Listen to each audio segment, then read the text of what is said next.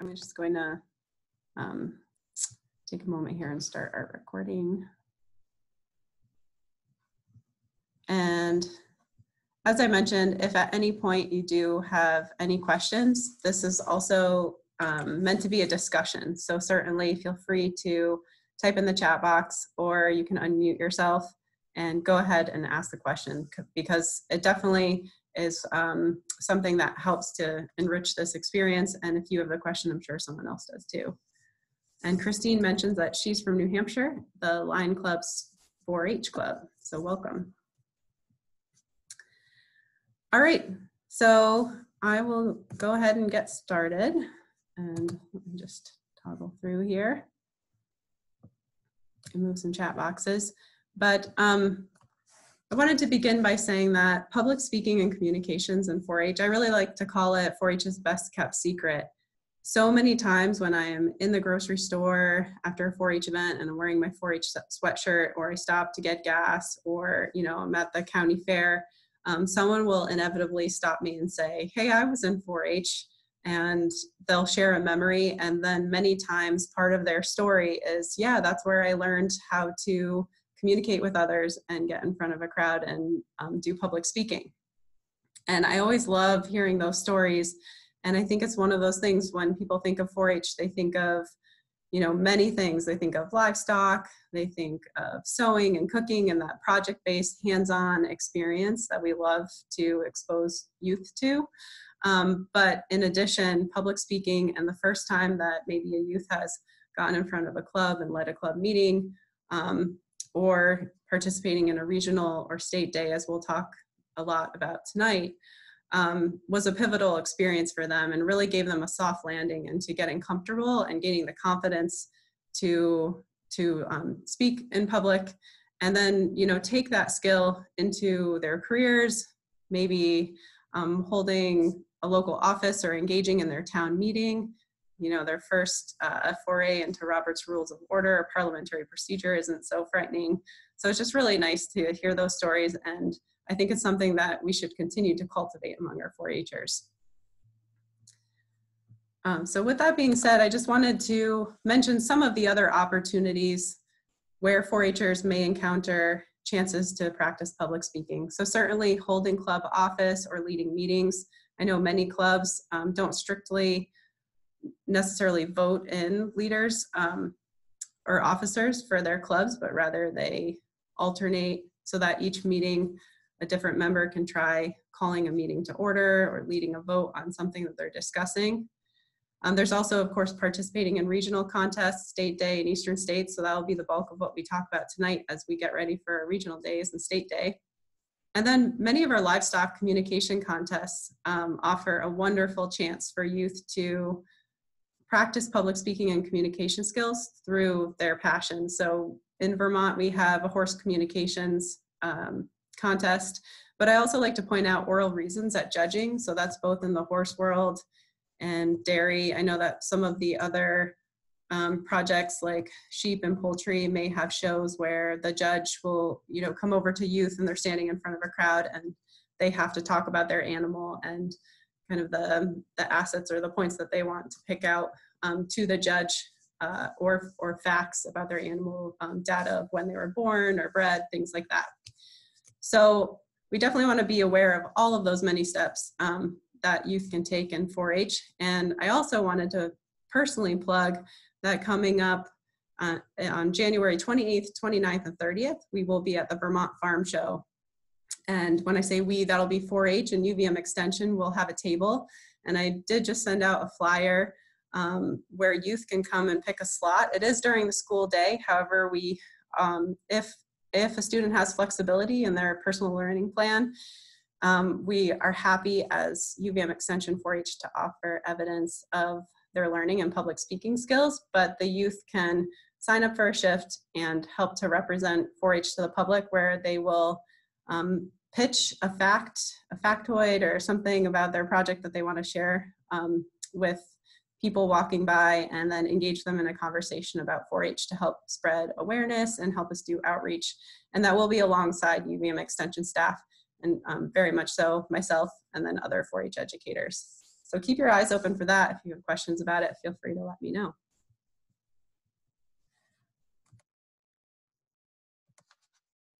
And heading on to the next slide here. All right, so the categories for our communications contests, and this is really for regarding the regional and state days. And again, I'll be focusing a lot on that tonight. So if you have questions regarding some of those other opportunities, feel free to reach out to me or your county educator, and we can talk those through as well.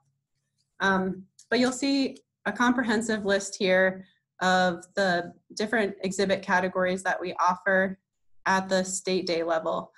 I did put an asterisk down at the bottom that your county might have, or regional day may have other categories such as crafts, PowerPoint presentation, or other themes for their video, for a video exhibit. And that's because we have that flexibility on the county level to add in some different projects. But the main ones that you'll see here: action exhibit, illustrated talk, individual and team demonstration, fashion review, non-clothing sewing, quilts, fun with food, maker tinker challenge, photography, photo-based design, posters, public speaking, stage presentation, tabletop exhibit, and 4-H promotional video.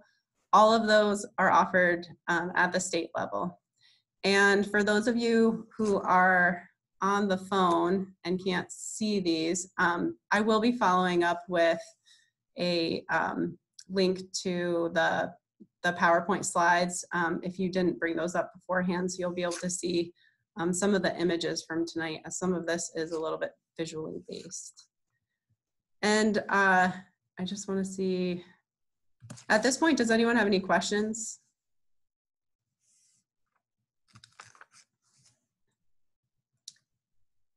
Okay, I just wanted to make sure. I think I forgot to lower a hand that was raised before. All right. And so before we head into each of those exhibit categories, I will go through each of those tonight and give you some information and show you some examples through photos and videos. But I did want to break down the internal language that we have within 4-H. And so I know for some of you, this might be, old hat, but there might be folks out there.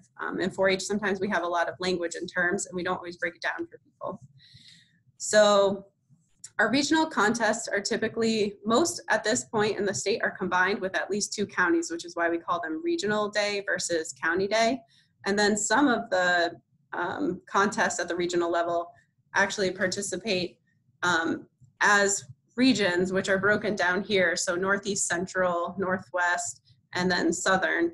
And I think the only one that really does that, which shares 4 counties, is Franklin, Grand Isle, Addison, and Chittenden.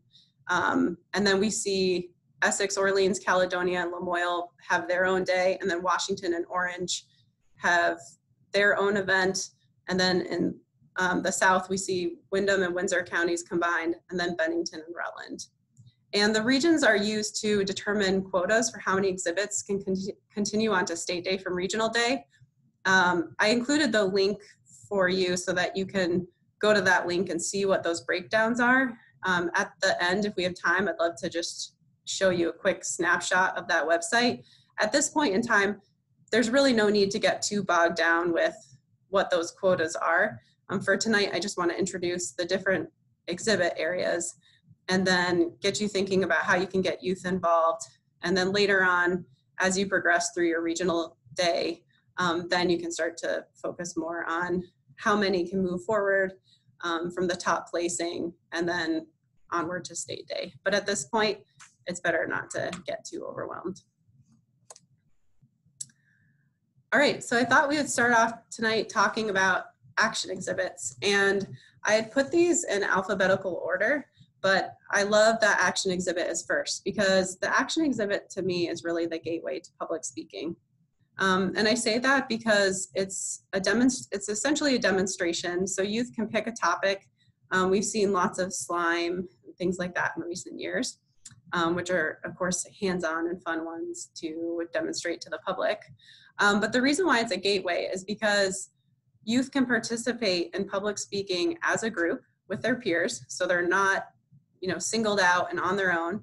And each person takes on one small piece of the demonstration.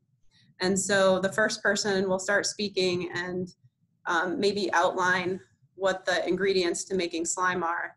And then they'll hand it off to the next person who will give the next step. And they're all doing this while they're talking typically to one person.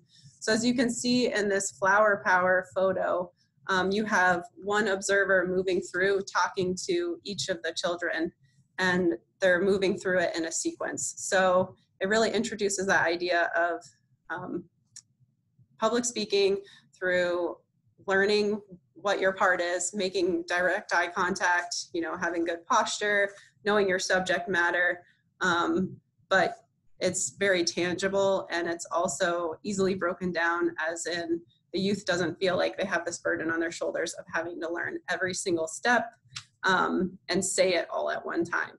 Often they will know each step by the end of all their practicing, but it's the thought of being, up on a stage in front of a huge crowd, whereas this really keeps it focused on a small part and a one-on-one interaction.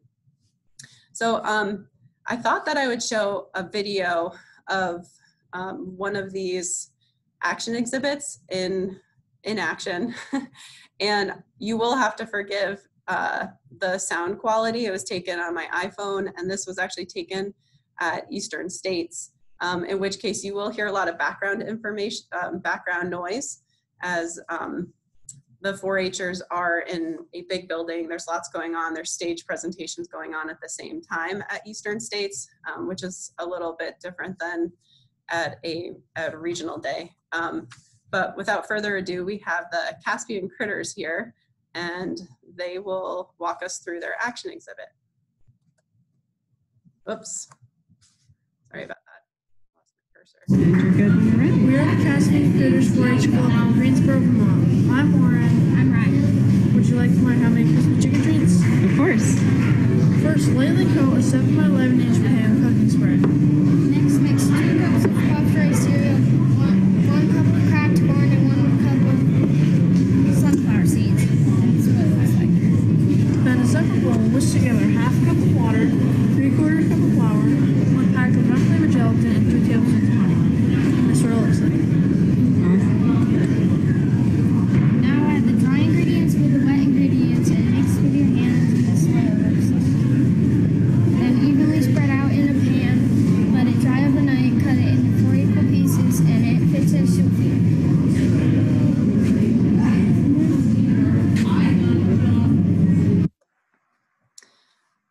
So I apologize that that was a little bit quiet tonight. I'll have to figure out how to adjust the volume better in the future.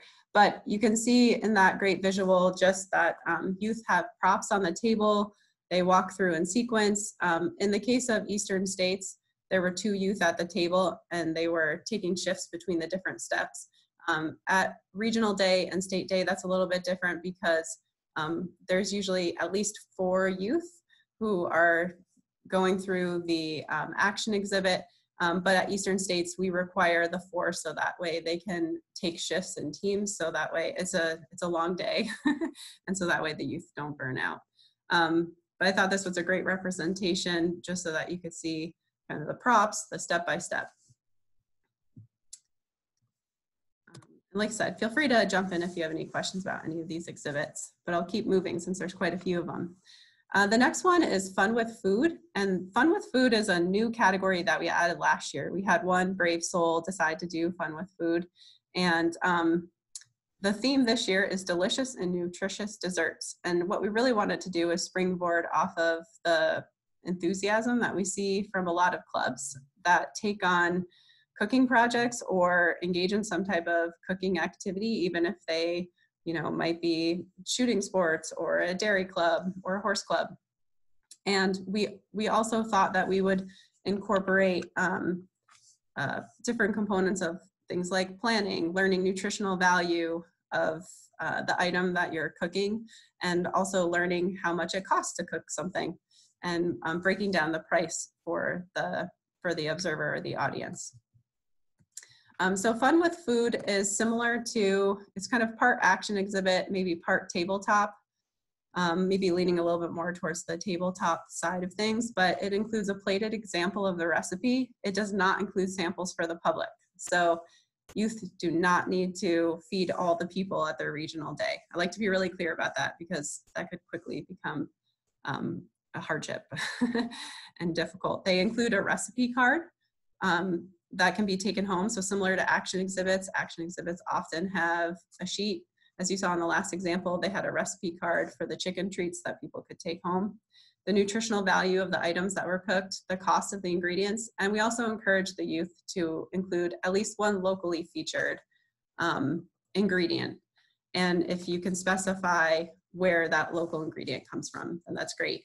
And during the judging period, we ask that the exhibit be staffed, and judges will come over to conduct an interview. And so that will be similar questions to what's on the written reflection for other projects. And the written reflection asks things like, why did you choose this project? So why did you choose your topic? And what would you do differently next time? What did you learn by doing this? And that just gives us a little idea and a little context behind why the youth chose to do this exhibit area.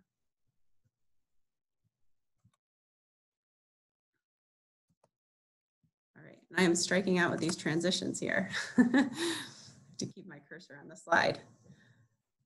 Next, I wanted to talk about illustrated talks. So illustrated talks are another fun exhibit category. And this is where you have one member who picks a topic, and it's a topic that should really capture the audience interest. It should inform them, convince them, or entertain them on the topic. It's 2 to 5 minutes long, and note cards and visual aids may be used. So this is kicking up public speaking a notch because typically illustrated talks are facilitated in a small room. So they will be in front of an audience. It's usually a small audience in kind of like a classroom setting, but they are in front of the audience. And so it's not, in a big gym where there's a lot of other groups going on and a lot of distractions. It's a little bit more intimate. But youth do have those note cards and the visual aids. So in these pictures, you can see this is actually one member who took on this project over several years. And the first time that they did an illustrated talk, they chose the topic of their business called Hayden's Hens, where he sells eggs. And he had some pictures of his chickens. There's a little stuffed animal, and then some samples of feed. And then in the second picture, you'll see he was speaking about maple sugaring. And so included a tabletop, a tabletop display, as well as, again, some props. And the props are really helpful if you think about it. Being someone who's new to public speaking, or even me as an adult, I have a PowerPoint slide tonight. It's really helpful for me to have some of those visual cues because it helps me to remember the content that I'm about to speak about. So you can help to, ask youth what they're interested in sharing. Maybe it's something that a passion that they personally share. Maybe it is project related. Maybe it's something that they're really passionate about, but they don't have an outlet to talk about it normally. And this is a great way to engage them in that and have them do an illustrated talk. And for those younger youth, they can speak for 2 minutes, which goes relatively quickly. It probably feels like an eternity for them, but they don't have to max out at those 5 minutes. We're really looking at working them up to that longer length.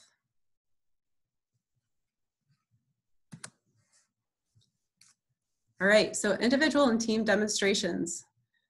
These are similar to illustrated talks in a way, but they can be either done obviously individually or in a team. A key point about the team is that means 2 people, so no more than 2 people. And demonstrations walk the audience through how to do something. In the bottom photo, that was a team demonstration between 2 youth who were talking about how to clone a woolly mammoth. And then in the upper corner, you have youth talking about projects that you can use to recycle crayons. And juniors, we typically, we look for that their demonstration is 3 to 8 minutes long, and seniors, we make it a little bit longer to 5 to 10 minutes. We're looking that it's informative, it follows a logical sequence, and again, that is of interest to the audience and engaging. And I like to mention that juniors, when we say juniors, that age range is ages 8 to 13, and then the seniors are 14 plus, if that's helpful. Going back to the photo about the woolly mammoth, how to clone a woolly mammoth, I thought this was an interesting topic, and just to give you an idea of some ways to, again, engage youth's passion and think creatively about public speaking. Obviously, as far as I know, we cannot clone woolly mammoths today. Maybe we will be able to in the future, and we don't have woolly mammoths walking around this earth right now. But these two youth were really interested in woolly mammoths. They were learning about them at school. They were also learning about genetics and science. And so they got this sort of fantastical idea, being that they're kids, that would be really fun. What if you could clone woolly mammoths? And they combined some of the real science and the real history of what we know of woolly mammoths. And you know, they created this fantastical process of cloning woolly mammoths, but they were able to do a really excellent job of delivering that, that made up process. So I thought it was an interesting way to go about engaging youth and getting them excited. You know, if everyday ordinary things, if that doesn't spur a child to get excited about it, you can think a little bit outside the box. And, you know, sometimes kids like to be fun and silly and, you know, have a sense of humor. So it's good to let them do that. And for the sake of judging the demonstration, if you look at the rubric, which again, at the end, I'll show you where those are, you'll see that, yes, we're looking at content, but there's nothing wrong. We're really looking at the delivery and how well they know the content that they're going to talk about. And again, they were able to include props and things. And similarly with the recycling crayons, it was really clear that these youth really loved doing art projects and liked the idea of, you know, being able to reuse and repurpose something. So I thought those were two great ways to engage youth.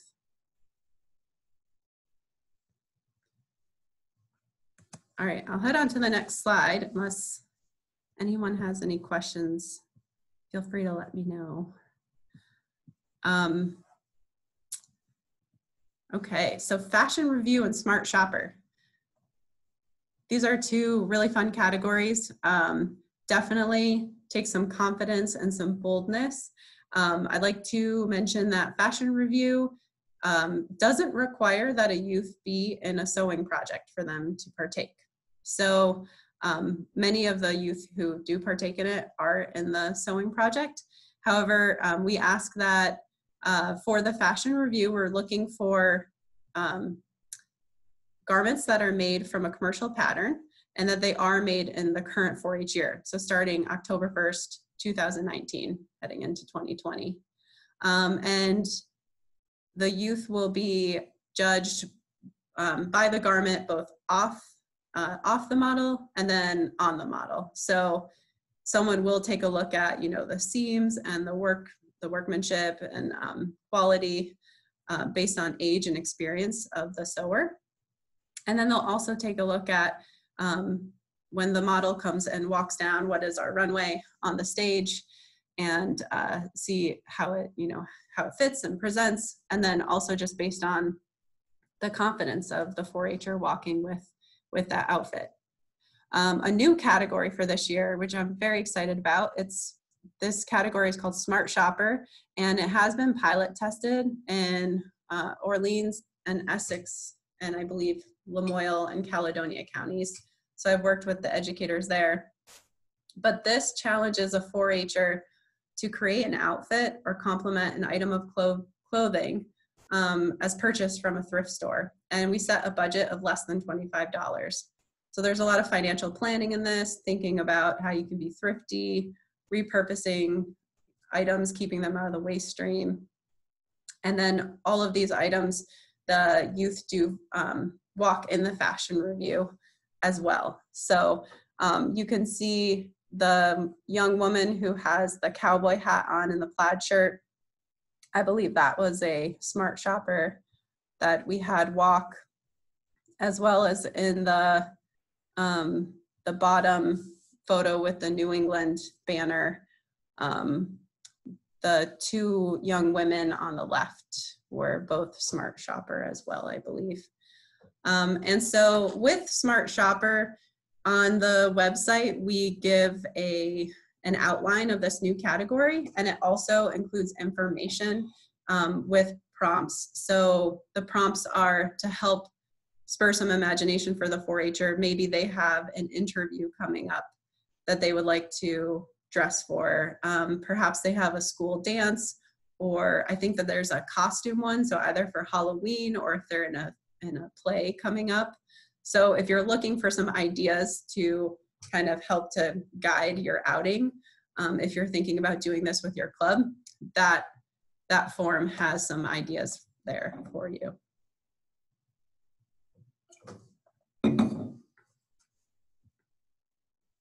So if there aren't any questions about Smart Shopper Fashion Review, I'll continue on.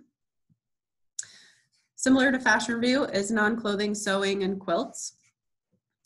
This is obviously has to do with sewing, but isn't modeled. Members can showcase items that they've made during the year. We've seen quilts, stuffed animals, aprons, bags, and again, they don't need to be in the sewing project to enter this category. In these photos, you'll see there are some stuffed animals that the 4-H'ers use patterns for. We've seen people be creative with reusing their show ribbons, a nice way to showcase them, making clothing and accessories for dolls, and then again, aprons and bags, and just all sorts of creations. This year, we do have a new change to the rubrics for these two categories. In the past, they've had separate rubrics, but this year we actually combined them. So we just haven't been seeing a large number of quilts, and so we wanted to take a look at how we could combine the rubric to just sort of simplify. There were some sort of extraneous things being asked that weren't quite clear for judging, so we kind of tidied that up, and hopefully that's made it a little bit more user-friendly.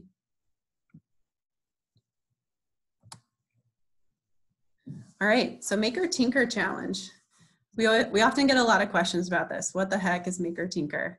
So the Maker Tinker Challenge presents the result of something that the 4-H'er designs through experimenting, building, or inventing something.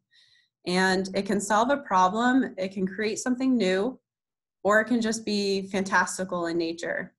And when we say Maker Tinker, a lot of you might be familiar with maker spaces. So these are spaces where there's tools and different technologies that are shared among the community, and people can come together and just really, try out different projects and have a place to work their brains in different ways. And oftentimes, this includes what we call the STEAM sciences. So science, technology, engineering, art, and math. And I really was excited to do a webinar and include some photos for this category, because I just think, this is a category that can be really abstract, unlike Fashion Review, where, maybe you watch Project Runway, or we've all seen fashion magazines. We have some idea that includes some sewing, some creativity, some craftsmanship, and then a runway, youth walking down a runway to show off their project. So the photos that I included on this slide have 3 different examples. And last year what we did was we included, for those who need a little prompt to engage in the Maker Tinker Challenge, we included a specific challenge. And last year in the bottom photo, you'll see it's a robotic hand that's made of string, straws, and cardboard. And the idea was that there was a project that we laid out. They would have to make what is called a simple robotic hand out of those 3 materials, and then they would have to alter it in some way. So they'd have to springboard off that idea and then go a step above to make it their own using STEAM, the science, technology, engineering, art, and math. And so this young man chose to take the robotic hand, which was just this, the hand piece, and he used other materials to actually make it fit onto his arm so that he could then like articulate with his arm. And then he tested it out to see what kinds of items he could actually pick up, how could he manipulate the fingers using his own fingers. And so it was a really cool end product from that challenge. This year, our annual challenge is to make plastic from milk. And I'm very excited about this project because, again, it's low cost, it's very simple, it can be done in your own kitchen, and it essentially takes just a few items, mainly milk. Whole milk is better than lower fat milk, having to do with the chemistry, and vinegar, which is an acid, and then heat. So definitely want to do this with your club members as a project, but have it be supervised. And milk has what are called caseins in it. And so it's what you're doing is you're separating out these proteins called caseins, and some of the very first forms of plastic that we used in the United States industrially to make things like combs and buttons was actually made from milk. So it's a great lesson in chemistry and also, kind of the Industrial Revolution. You can dive into that as much as you want. I have a link here that will send you to the activity, steampoweredfamily.com, and we'll teach you how to make plastic from milk. And so what we ask is that the 4-H'er makes the plastic material and then they make something from that. So again, it can be something that solves a problem, creates something new, or is just something sort of creative, bordering on that like usable art realm. In the other pictures on this slide, to give you some other examples of Maker Tinker exhibits, because youth can participate in this exhibit and not use the challenge. The challenge is just for youth who, again, need an idea to sort of springboard off of, but they can also create their own thing. And so we've seen youth who have used circuit boards and made items with circuits to, make lights light up or create computer games. And then the photo of the farm hand, which is this wooden board with the whiteboards, was really a great example as well. So this young man decided that he had, he identified a problem at the farm that he lives on, that they have a number of horses and they have lots of folks who come to the farm for maybe riding or visiting the farm. And he needed a way to communicate to those visitors whose tack was what, if they had been given any grain that day, and then other notifications. And so he created this farmhand. And so he identified the problem, and then he also made it up in his head that he wanted to use all recycled materials or things that he found from around the farm. And so he was able to source the wood, and then he used chalkboard paint so that he could write things on it. And then he mounted the whiteboards. And then in the bottom there, you'll see he created hooks. And above the hook is a plastic water bottle turned upside down so that the cap unscrews from the bottom. And then he can put the name of each of the horse. So the person could come in, they could read the whiteboard and say, okay, I think one of them might be named Nutmeg. Nutmeg, hasn't received grain, and I know what kind of grain because it's in the water bottle, which can be unscrewed and filled into a bucket to give the horse grain. And then they know exactly whose halter it is. Nutmeg's halter is hooked right underneath her name. So a really neat, dare I say, contraption, but how awesome. And it reused materials, and I just love the ingenuity. So I'm always excited to see what youth might create in this area.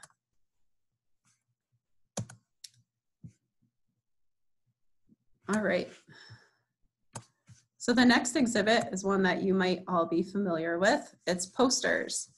And posters are another good gateway to Regional Day and State Day. often as a 4-H educator, when we had new families, I would let them know that posters, tabletops are a really great way to engage in communications contests. If you want the child to be able to participate and bring something with them, but also have the flexibility to see what some of these other more action-oriented exhibits are. And so posters are really meant to be educational. We ask that youth pick a topic. The information should be clear and concise. We look for use of color and the layout and the design. So how easy is it to read? We typically recommend that a good or well done poster has a high contrast. So in the top one, you'll see that they use blue and yellow. A lot of times, you know, if you take like jersey colors, not the cow, but the sports teams, a lot of times sports teams have colors that oppose one another, and that's because of the high contrast. So that might be one way that you can frame to kids, you know, instead of doing all the colors of the rainbow, pick 2 or 3 colors, maybe blue, yellow, and black. And that way it makes a really stunning poster, something that you can spot from afar. And when you get up closer, you know, is the font size large enough so that someone can read it? Did you use black writing instead of yellow writing, which is more visible? So just, it's really a chance to introduce some of those principles and ideas to youth about what makes something eye-catching, what makes it legible, how to clearly organize thoughts in a limited amount of space. And again, it gives them the flexibility to participate while not being a hugely heavy lift. And I also should give a shout out to Lisa Muzzy, who's on this call, to thank her because I took a lot of her photos from regional days over the years. I think these 2 were both from hers.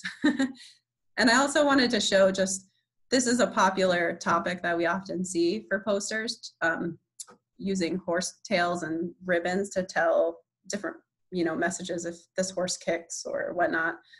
But how different these 2 posters look. So there's a lot of variability, and youth can really make them their own. And so it's just something to think about.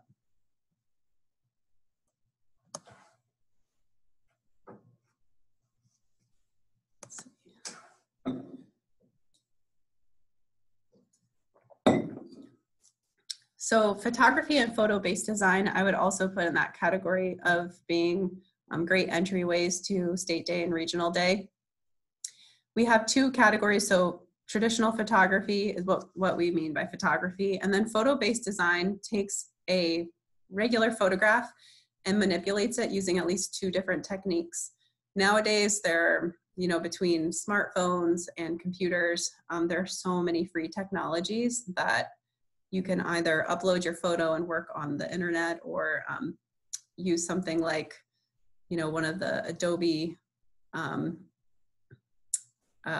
software to really manipulate the photo. 2 examples of the photo-based design on this slide are the 2 in the middle. They're both horses, and you'll see that one was made to look like it was almost like brush strokes or pastel, and then the other horse has been added to wings and the coloration changed. And then we have traditional photography with the butterfly at the feeder, and gosh, I'm going to test my animal knowledge. I think it might be a mule or a donkey. You all can correct me. I won't be offended. But I chose those examples. Actually, all of these examples have a strong center of interest. And certainly I think that they share, you know, a special moment in time or tell a story. So they definitely draw in the observer. Nowadays with technology, it's, you know, it's fun to, I think youth are seeing more imagery than ever.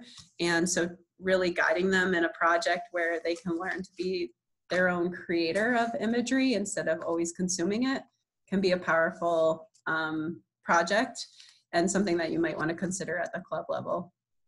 And at the same time, I recently did a project, or probably in the past year or 2, where if you have point and shoot cameras, and we actually do have a kit at the state level that can be borrowed, but I thought it was really interesting because when I put the point and shoot cameras into the kids' hands, they're all like, wow, I've never held one of these before. And they're perfectly good cameras. To be honest, they're maybe, they're a little older technology, but they take photos just fine.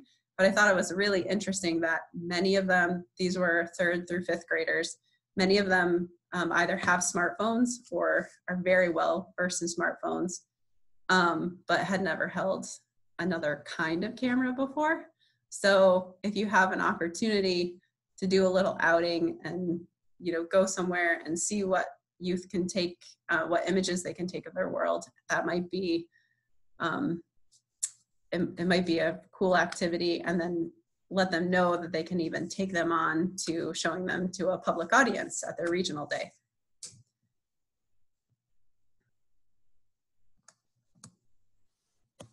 All right, so public speaking. This is sort of like the big league exhibit that we have at our state day. So public speaking is the most, it's kind of like the most elemental exhibit category that we have for communications. It's exactly what you think of. Youth come up with a public speech that's, the suggested time limit is 2 to 5 minutes. They pick a topic themselves, and it's to inform, convince, or entertain the audience. They can use note cards, but no visual aids. We do often see this category chosen by older 4-H members, and most of the public speaking exhibits that I'm aware of at regional days and certainly at state day, again, are facilitated in that separate room. So in a classroom, there will be a small audience so parents can come in, other club members, or just other 4-Hers who want to see what public speaking looks like. And so in these photos, you'll just see, there's 2 youth who are up in front of the audience, and they're giving a speech. At the end of the speech, questions might be asked of them from the judges or the audience. So they have to be ready to field those questions. But otherwise, like I said, it's definitely the one that can be the most challenging, even though in a sense it's the most basic. But this is where we try to use things like, having them come do maybe a sewing item or a poster or a photo when they're younger, come to see what things are like. And then they can participate in the event, maybe head into one of those rooms and see what an illustrated talk or a team demo or a public speech looks like. And then maybe next time they come back as a club and they do an action exhibit. And then from there, they come back to do a public speech.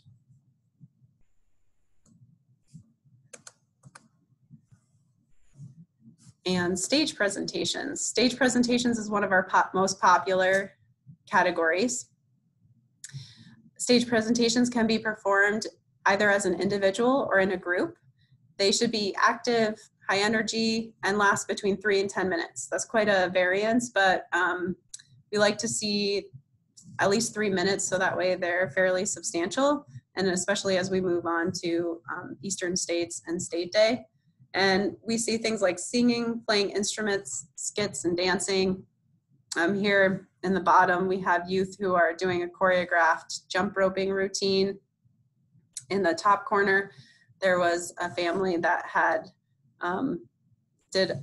played instruments as, a little group. And so, but we've seen skits. This past year, we had Willy Wonka captured, the whole Willy Wonka story captured under 10 minutes, which was very impressive. And I think it had at least 10 youth participating in it. So kids can have a lot of fun with this one. And it's fun to see them have the confidence to go out on the stage in front of what is a fairly large crowd, especially when you're a child.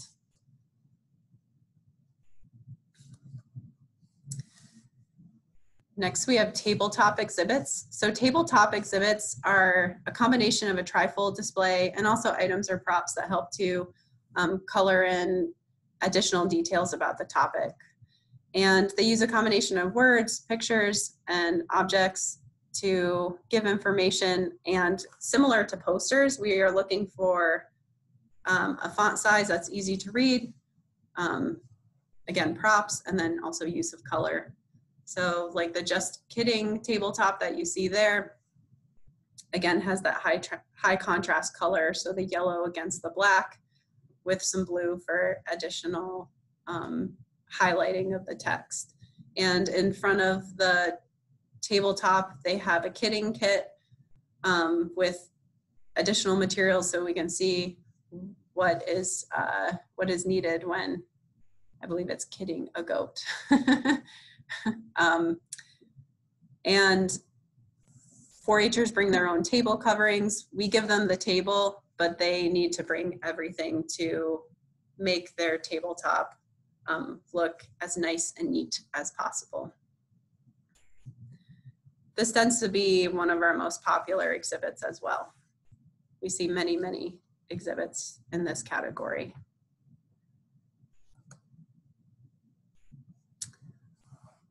All right, so 4-H promotional video. This is a new twist on a old category. So we've had video for a number of years, but last year we decided to narrow down the focus and create more of a challenge for youth. We were finding that sometimes having the sky be the limit of create a video on anything can be really stifling to youth. So that's something to keep in mind too as you work in your clubs or with your child on their project or thinking about a project, is again going off of something that might be a passion of theirs, or giving them a frame to work within, so that way they kind of have some parameters, but within that they have creativity. And so for the sake of the 4-H promotional video, we said that the video could not be longer than 1 minute, and it must share why 4-Hers love 4-H. And so essentially they're making a mini commercial. And we were really excited about this because it really stretched the 4-Hers to think about how to be concise. They had to do a lot of planning to make that 1 minute video run really smoothly, and to write a script for it that was, you know, could get in everything that they wanted to say and share about why they love 4-H, which could be a fairly long story if you really dig in. And then also, on a somewhat selfish level, we were really excited to share these with the public on social media, and these are played in front of everyone at Regional Day and State Day. And at State Day, they are judged ahead of time, but we love showing them. So we showed them last year at the end of the stage presentations and the fashion review. And so without further ado, this is the Solid Stripes and Spots 4-H Club based out of Windham County. And Lisa, you can correct me if I'm wrong on that, but this again came from one of her counties. And it's just a fabulous group. I'm just going to make sure I have the volume all the way up on this so you can definitely hear it, because it's worth hearing. All right. Confident, leadership, teamwork, and these are some of the many qualities learned through 4-H. Hi, my name is Whitney. I'm Viola. And I'm Elizabeth. And we're part of the Solid Stripes and Spots 4-H Club. So what is 4-H? 4-H is the nation's largest youth development organization and is over 100 years old. Programs are available through clubs, camps, and after-school programs, and are run by professionals and volunteers. Boys and girls learn by doing hands-on activities, which develops and builds life skills. Youth can chart their own course and define their place in the world. Let's explore what 4-H has to offer.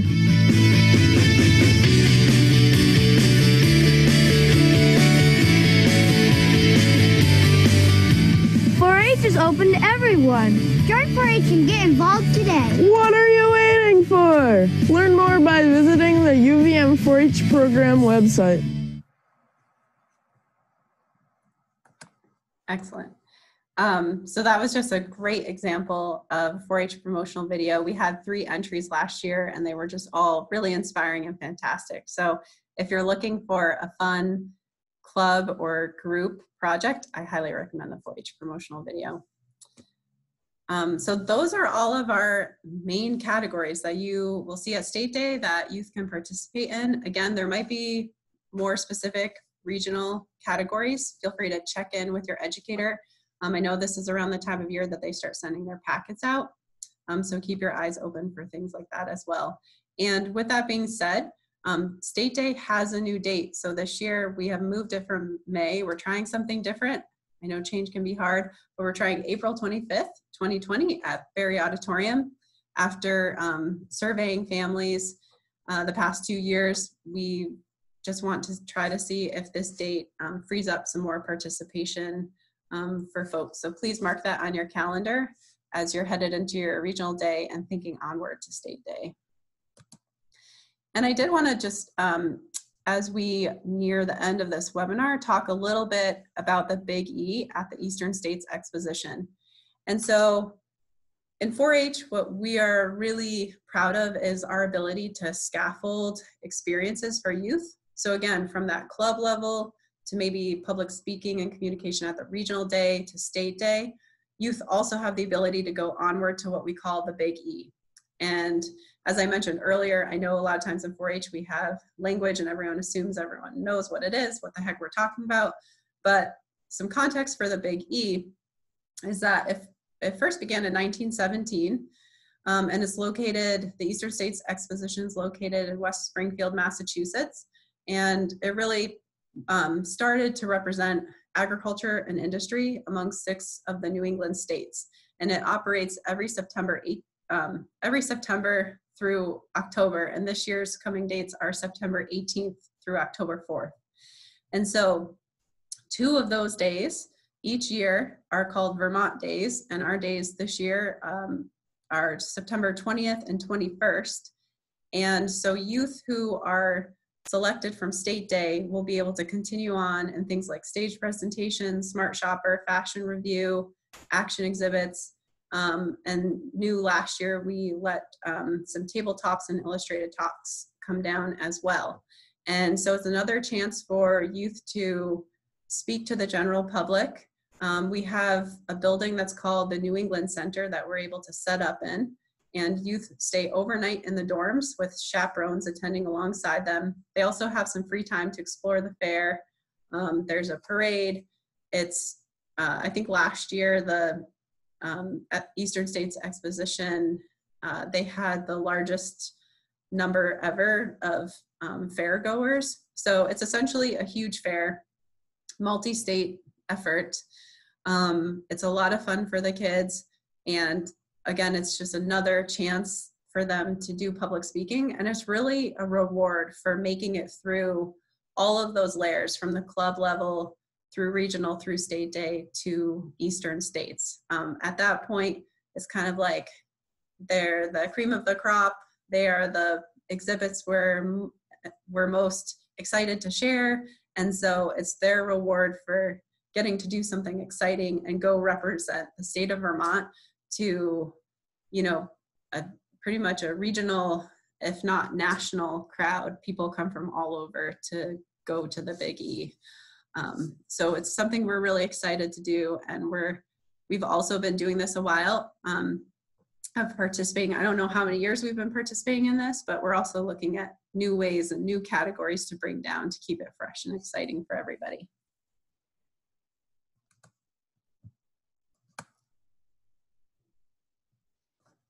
And I see a question just came through in the chat and about emailing the recording and the PowerPoint presentation. I can definitely do that.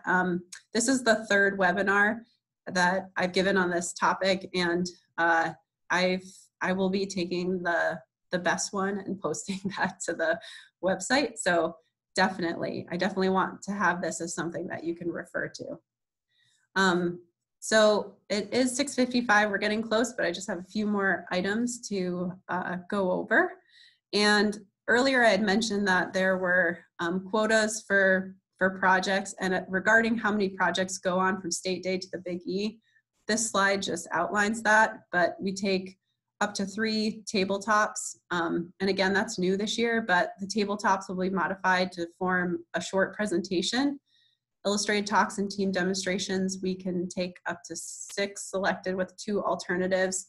And then we typically select 8 photos and photo-based design, which are displayed statically on the walls alongside posters where each region sends a poster. And then action exhibits, we are allowed to take 8 groups down, 8 teams for action exhibits, at least 12 stage presentations, and then fashion review and smart shopper are automatically selected. So if youth go on to state day from the regional day with a blue ribbon, and then they do walk at state day and they wish to go on to Eastern States, they're automatically selected to go from state day to Eastern States. So how to get started. I know I walked through a lot of the nitty gritty for each of these categories, and I know that it can be a tall task on the ground with your clubs, but I do encourage you to start thinking sooner than later as you're kicking off your meetings for the new year, meaning the new calendar year here in January. I encourage you to give space and time for youth to think about what they might want to do for their regional day. So, be sure to introduce the idea of what is regional day. Let them know that it is fun, that they'll get to meet people from other clubs.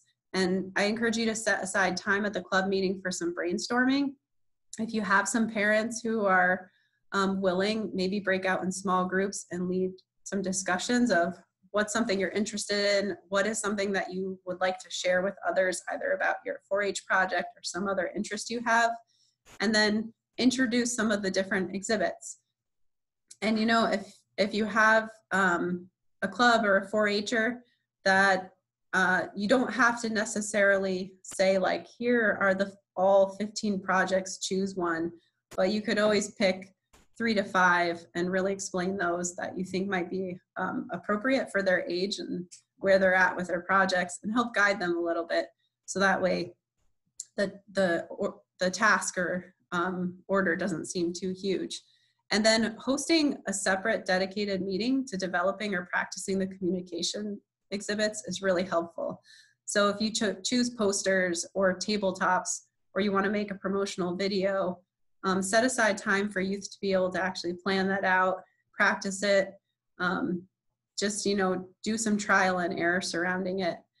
And I always like to say too, is once the 4-H'er narrows down a topic or type of exhibit, then go over to the website and revisit the rubric. So on our website, all of our rubrics are listed, and but you don't want to necessarily hand that out to them right from the beginning. They'll get overwhelmed pretty quickly. But once they pick out their topic and their exhibit, then go back to that rubric and say, okay, here are the things we really need in order to make this exhibit the best exhibit that it can be. And so with that being said, I'm going to stop sharing this page for just a moment and then go back and share again and head over to the website. Let's take a drink of water here. All right, so this is the UVM Extension website. I hope you've all been here before, but if you haven't, this is what it looks like. And what you'll want to do is just hit the menu button, and then this menu will pop up over here on the left. And we've updated the title of this page to be 4-H Public Speaking and Communications. And if you click on that, and also, if you aren't seeing this, by the way, let me know. This leads us to our 4-H Public Speaking and Communications page.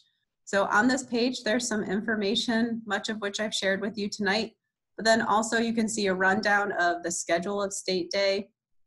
There's an information packet that walks through some of the different categories. There's also information like dress code and program expectations, lyric checklist. So if a youth decides to do a stage presentation, we do have requirements to make sure that those songs are 4-H appropriate, and that lyric checklist will walk you through them. But I always say, when in doubt, check it out and contact me or your 4-H educator, and we will be happy to vet the song. And also that way it's not completely on your shoulders as well. We know it's really hard to find music that is appropriate for youth these days. Written reflections, exhibit ID cards. These are all items that will be helpful to you. And then the main thing I want to point out tonight is all of the categories are listed right here. on the web page. And if you click on one, just for example, action exhibits, it will take you down to some language regarding how many action exhibits the regions can take to state day. So that's each region, as I had shown earlier, can take 12 action exhibits. And then also some information about Eastern states, and again, how many exhibits can be taken down in Eastern states after state day. But also you will find, this is where you'll find all the rubrics. So I'll click on the action exhibit, and here you can see the rubric. And again, we give some context as to what makes a successful action exhibit, what is provided to you, any details like that will be included in the rubric. And then you can see exactly how the judges will be taking a look at that action exhibit, from the display to the content, what we're looking for from the participating 4-Hers, and then any general information that we'll be looking for as well. And then the breakdown of what would be a blue ribbon, red ribbon, white ribbon. So as you're thinking about working with your 4-Hers on what types of projects they might like to do, I encourage you as a parent or volunteer to take some time to take a look at this website and just leaf through these. I know there's a lot there, but know that you don't have to memorize it. This is here for you to reference as you go through the process. And I can't stress enough that if you have questions along the way, 4-H educators would be so happy to hear from you, as well as I would be happy to hear from you. So feel free to contact me. My email is allison.smith.2, that's important, @uvm.edu. And I would love to hear your questions and thoughts and how we can better support you in supporting your 4-Hers do communication projects. Are there any final questions as we wrap up tonight? I'm just gonna stop sharing so I can see the chat box.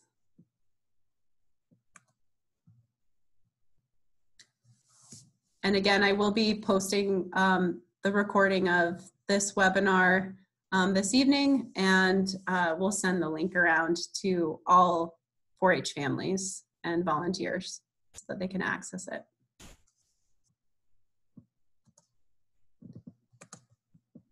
All right, well, I will hang on the line a little bit longer if anyone has questions, but otherwise, thank you so much for coming out. I really appreciate it. And thank you for showing interest in cultivating this really critical skill for youth today in our 4-H program. And I hope you all have a good rest of your evening, and reach out to me if you have any questions at all. And thanks again.